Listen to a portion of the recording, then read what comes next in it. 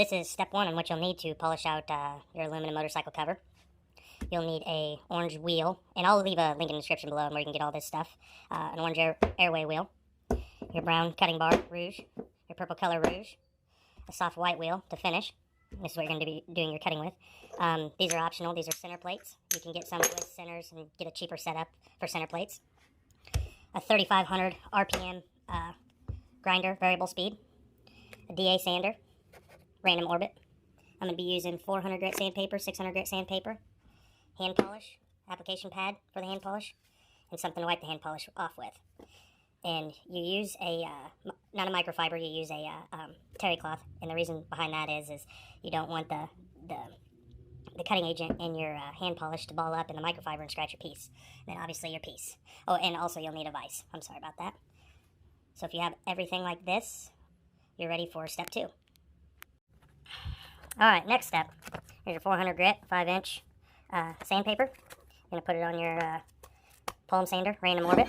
And there's really no certain exact way to sand, I should say, especially on a smaller piece like this. Now, if we were doing a large piece like on a semi or something like that, obviously you'd want to, there's a little bit different process. You want to make sure you go up and down. You're just trying to make sure you don't get any lines. But on a smaller piece like this, we're just trying to get it sanded down, get it nice and smooth.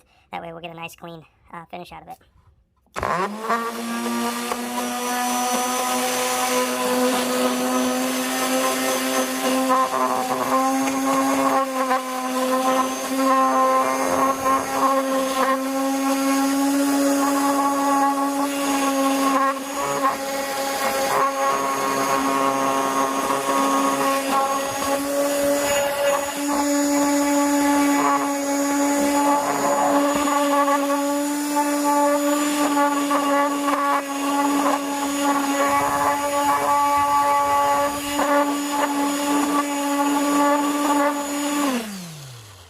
Hey, you see I'm not using any certain exact patterns. And get up here, too.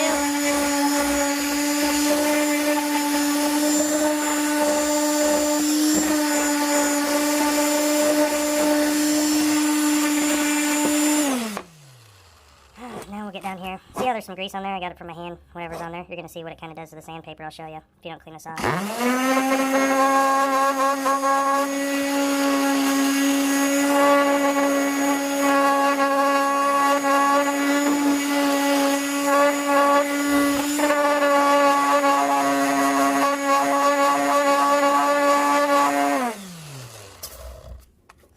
See how it's starting to gum up? Pretty bad. That's your impurities.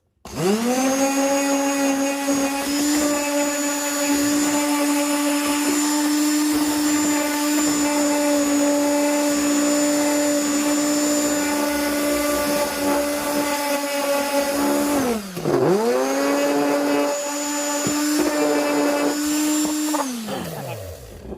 See how I was getting up here on this line? Now if you look down here, there's some pretty harsh sanding marks from where that pad was beaten against that. So if I do this, then you come back and run over those again.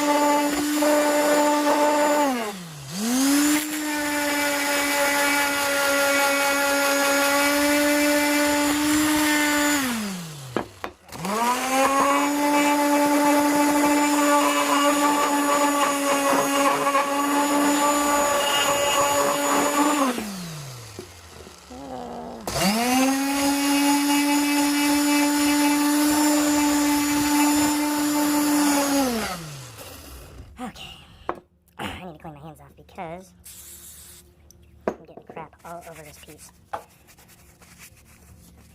Okay, so now I did the 400. Now you're all going to be like, well, what about these areas here and this area here and that and that? I'm going to get to that. Now, if this piece isn't too gummed up, which is kind of crappy because I had crap all over my hands, grab another deal of 400 and take and hand sand. Now, we're going to work in up and down patterns. I don't want to go like this. We're going to work up in an up and down pattern to where we need to get. These little... Now, you're not going to get it perfect in these little crevices, but something's better than nothing.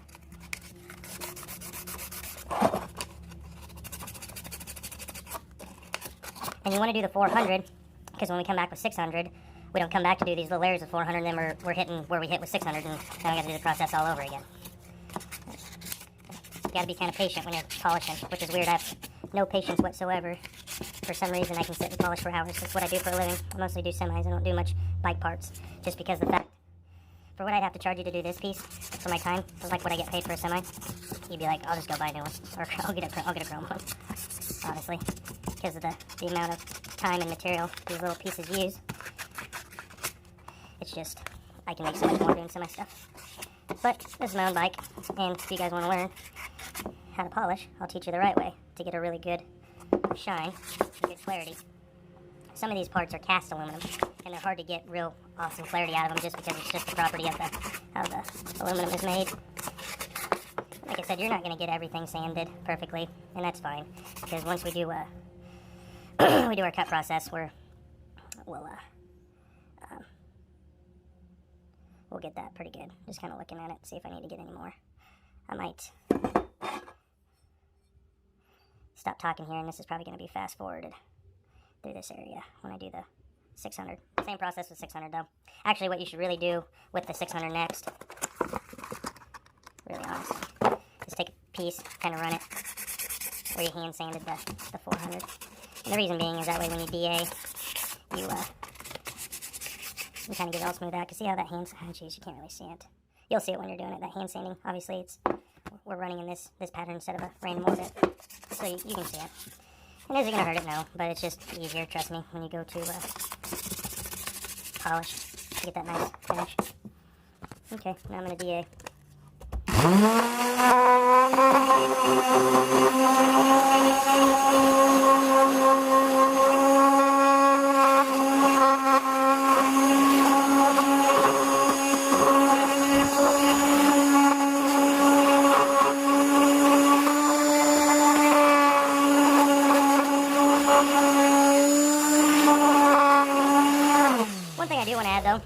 Is when you are DAing, you don't need to keep changing your sandpaper, and you actually kind of want it to start breaking down because you'll start doing what we call sand polish.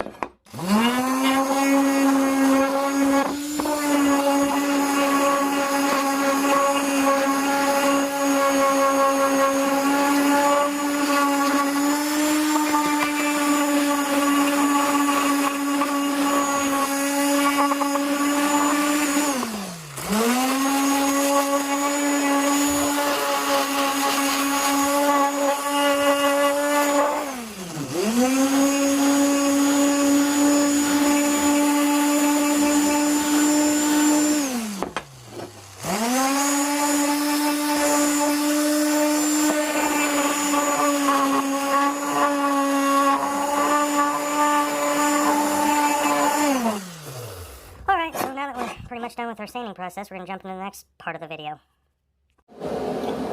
Alright, now for the dirty part. Sorry the background noise, we got the heater on out here in the garage. Sorry if the phone's a little wobbly, my son's filming for me. You're going to take your brown rouge, your orange wheel, and you get all this at GoShine.com. Use promo code Nebraska, I'll have it linked all in the description. I have it set for 3,500 RPM. Take your rouge bar, notice the wheel spinning this way, kind of round it around there. I'm going to try to hit all the little edges first.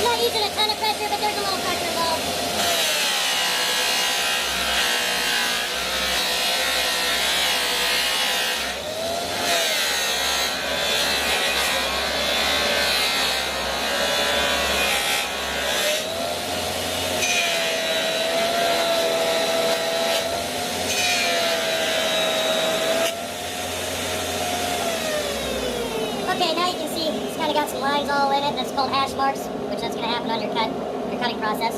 But the clarity, I don't know if you see the camera, there's some light's killing it. The clarity's a lot better than it used to be. So our next process is obviously going to be the coloring process. That's a little trickier. We're going to slow it down. We're going to use another bar, another wheel. We'll come right back to that.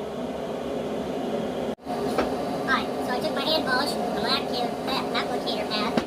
I covered the piece. The hand polish, the reason I did that is just to get some excess rouge off that was on there from when we were cutting it. Now don't worry. You might seem like you get some. I'm not trying to get everything perfect, or it might seem like you scratch the part. Now these parts are going to be super touchy right after you polish them, very soft. We don't need to get all the hand polish off. We're just getting the majority of it off. I didn't let it set for very long. You don't need to let it dry. Just get the majority of it off so I get a lot of that rouge off. You can kind of see. Now, I turn my buffer way down. It's probably about 1200 RPM. Take the screwdriver, kind of clean the pop out. Now you can buy a rake and do this. I have rakes, but it's a little easier for this. Kind of clean all that gunk out of there. We're going to use our purple bar, which is our color bar. We're going to rouge up.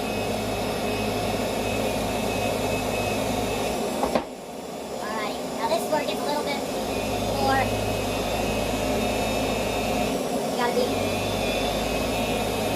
we're gonna try to bring it all the way out to the edge. Now the sucker will grab, you gotta be careful, that's why it's all the way down.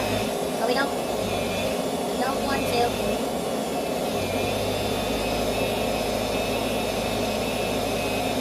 Real light. I want to rip out our freaking hands. Real light. Gotta get every little nook and cranny.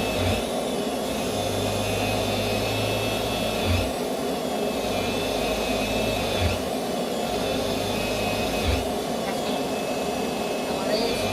Don't need a lot of color bar.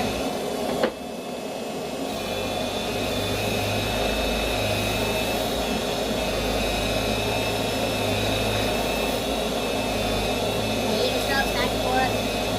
Slow.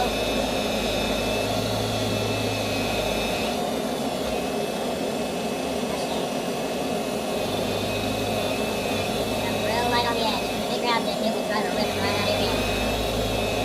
Luckily it's not going very fast, so.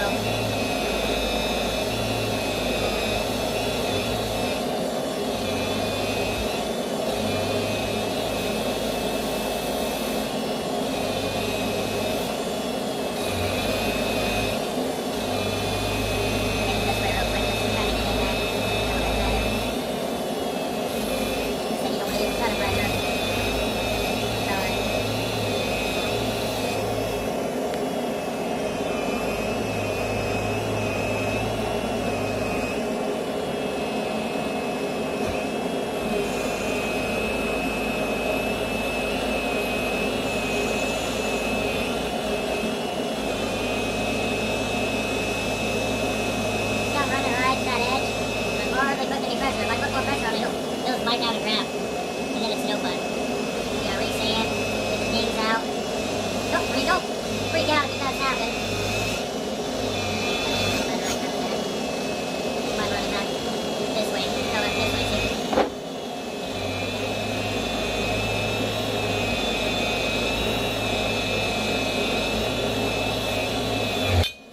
Whoa, like that. Oop, luckily nothing got hurt. That will happen. This wheel's really soft, so it loves to grab.